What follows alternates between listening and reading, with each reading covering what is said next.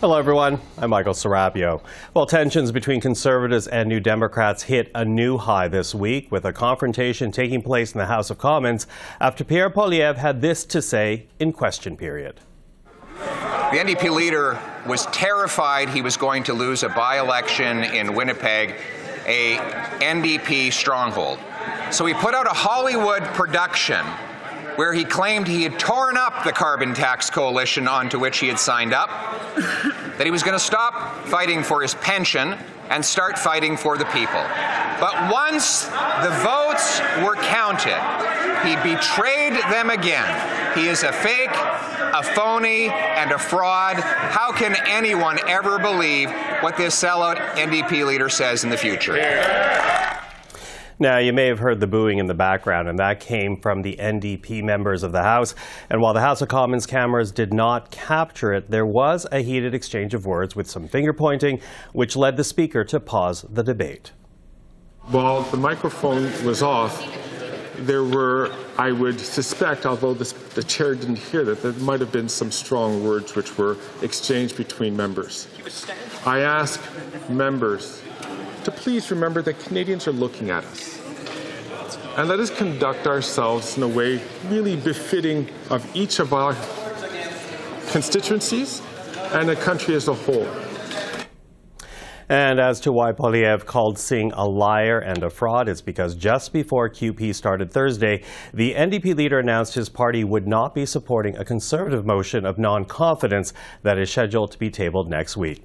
Well, with that, let's bring in our journalist panel. Tonda MacCharles, the Ottawa Bureau Chief for the Toronto Star, Joël-Denis Bellavance, the Ottawa Bureau Chief for La Presse, and Robert Fife, the Ottawa Bureau Chief for the Globe and Mail. Nice to have the three of you back. Hey, good to be back. So listen, obviously we're going to talk about the motion of non-confidence as we have our discussions, but I actually want to begin with the exchange that we saw in the House of Commons on Thursday. And Tonda, I'll get you to start us out, because I'm wondering what that says, essentially about the mood that's in the House right now, the dynamics between the parties as we begin the session.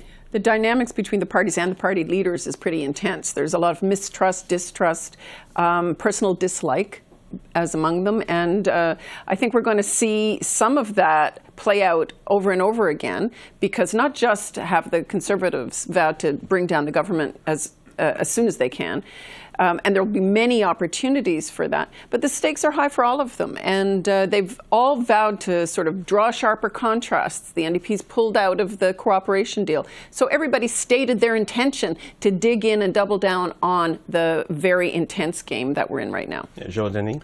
This happened on day 4 of the session. Imagine in 4 weeks from now, within city. So yeah. Will we witness a real fist fight between MPs? Because the atmosphere is such that the dislike, I think you're very polite when you say dislike, I would put another word in there, but it is truly toxic, and it just shows that Parliament has become dysfunctional.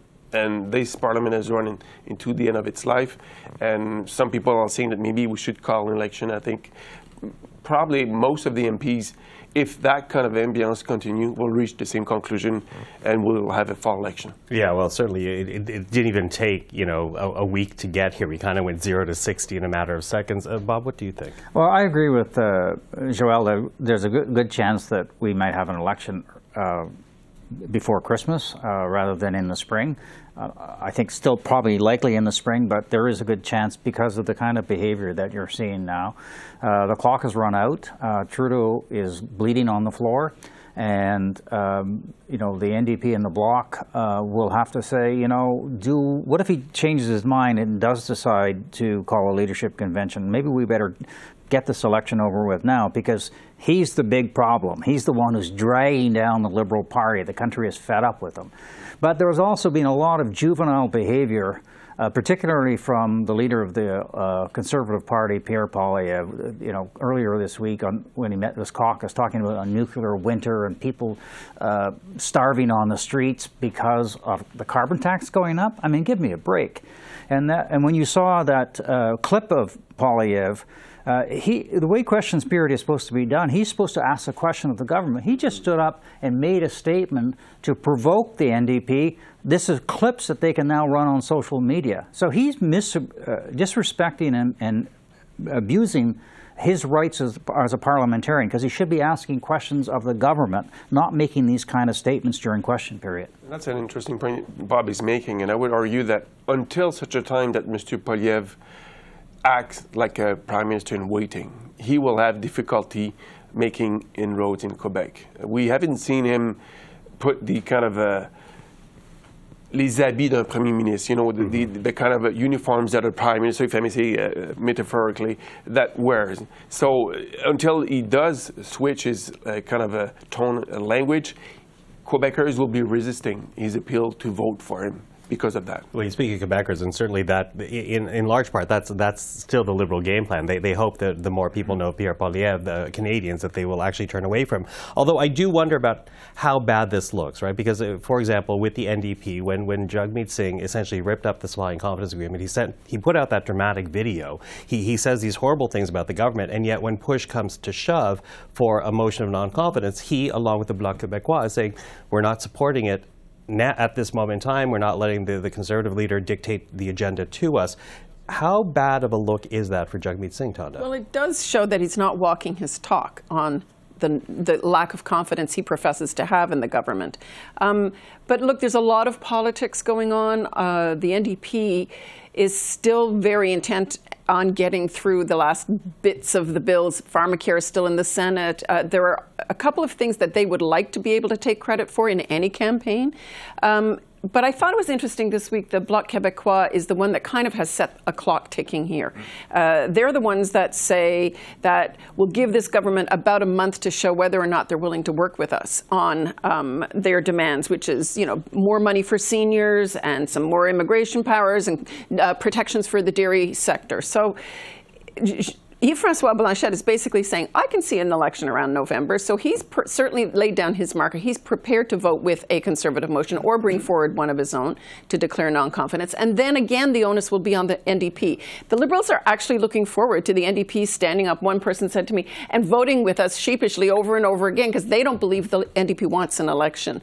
The NDP talks tough. They say they're not afraid of an election. So, you know, I agree with my colleagues. We could be into one this fall. Nobody can count on us getting through to a budget next spring. Joël-Denis, what do you think about the NDP's stance here and how that's making them look? Because I think, you know, when you talk about the Bloc Québécois, you know, Yves-François Blanchet was very clear. You know, we can get more out of a minority government than we can out of a Conservative majority. And I think anyone that follows politics can understand the logic of that. But for the NDP, how bad does this look for them? Well, at one point, they have, as Tonda mentioned, they'll have to show that there is consequences to what they've said would happen. And so I don't think they were expecting, though, that the Conservative would act so quickly to provoke an election, and that they haven't had enough time to distance themselves from the Liberals.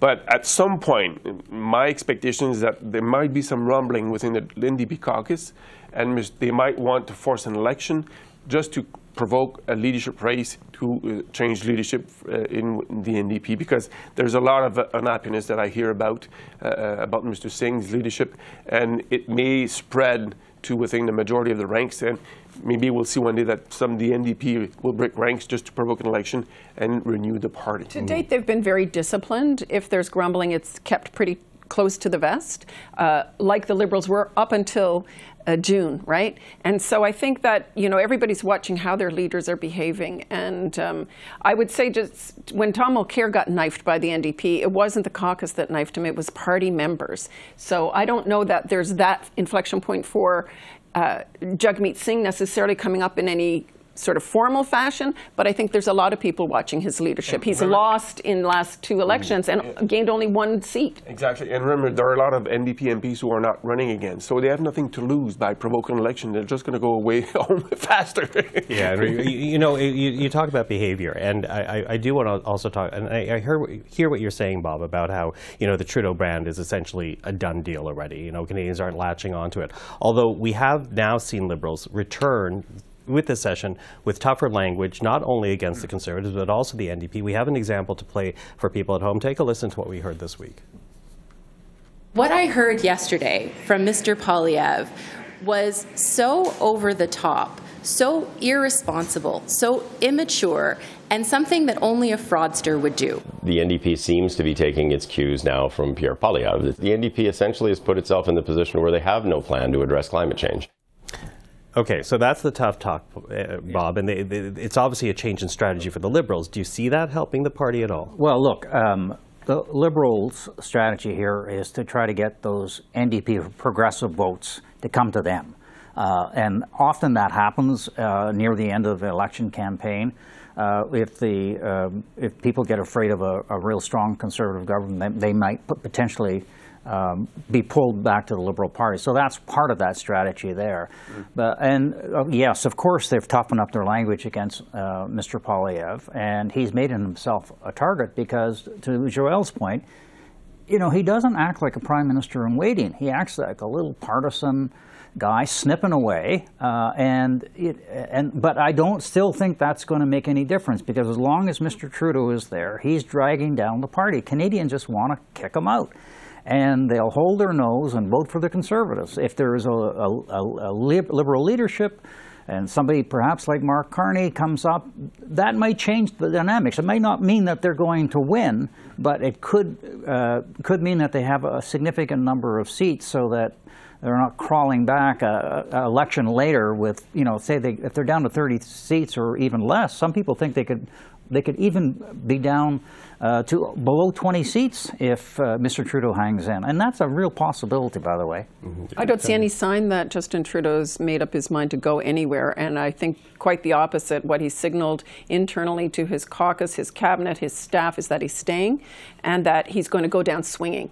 And so I think you can expect to see tougher talk from Mr. Trudeau and his caucus and his cabinet against both the Conservatives and the NDP.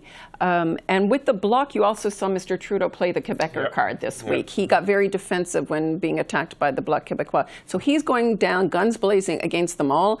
And I don't see him being either forced out at this point. It seems like a lot of caucus members are resigned, resolved, call it what you will. But Mr. Trudeau does not signal to anybody that he's going anywhere. You ask whether this tough talk will be working in favor of the Liberal Party. In my sense, it's too late, because this should have been done 2 years ago when Mr. Poilievre was elected leader. Mr. Poilievre got a free ride for a while. He got the chance to define himself with Canadians. You know, the summer tour last year, when he got rid of the glasses, showed the biceps and all that. The biceps. Biceps sounds nicer, but anyways,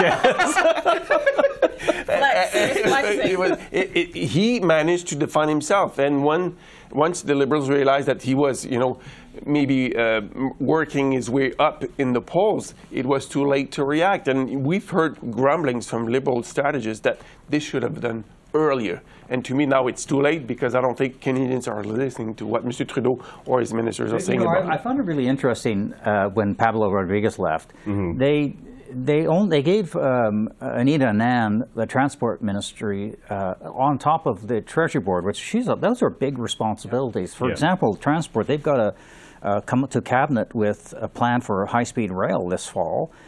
Plus the passenger bill of rights is coming up, needs to be rewritten. So she's got a lot on her plate. It looked like in some ways he was doing a placeholder. Let's put it here for a little bit. We still haven't filled the campaign director's position that Jeremy Broadhurst left. He put in Jean-Yves Duclos as a Quebec lieutenant, who is not a very political guy, so that seems to me like a placeholder. So is he doing one thing? Is he thinking, I'm going to do a big shuffle and maybe move Champagne to finance and Freeland to foreign affairs and Joly to industry and make her Quebec lieutenant? Or is he thinking to himself, maybe I have to get out of here? Because there's something not right about what happened this week with that cabinet shuffle. Yeah, that was odd. In fact, we were here talking about, well, they're preparing for a short-term, portfolio for her to hold. So it's something to watch. Quickly running out of time. You talk about November. You talk. What I'm hearing is at least until October the 10th, because that's, I think, when pharmacare is expected to pass. Do you see us making a New Year an election? Or do you think it is definitely going to be before Christmas, Bob? I honestly don't know. I still think greater possibility next spring, but we cannot rule out an early election before Christmas, just because the dynamics of what we have all been talking about around the table? At the very least, I don't see anything happening before the results of the U.S. election, which puts us early November. Yeah. And after that, I do think bets are off. The 3 provincial elections that are underway this fall will be over by then. The U.S. election result will be out. And, you know, it's conceivable then. I mean, certainly the Conservatives think this government's going to prorogue, come back with some kind of a budget, and fall on their own terms. That's, you know, a strategy other governments have used. But is it going to happen? Look, again, we don't hear that directly from the Liberal government, but why would they telegraph their strategy? I will be bold. Canadians will go to the polls on Monday, November 25th, in my sense, and the government will be defeated the 3rd week of October on a motion of non-confidence initiated by the Bloc Québécois. Interesting. Okay. Well, if you want to put money on it, we'll talk after the show. Bob, Tonda, Joël-Denis, always appreciate the time. Really nice having the 3 of you back. Thank you.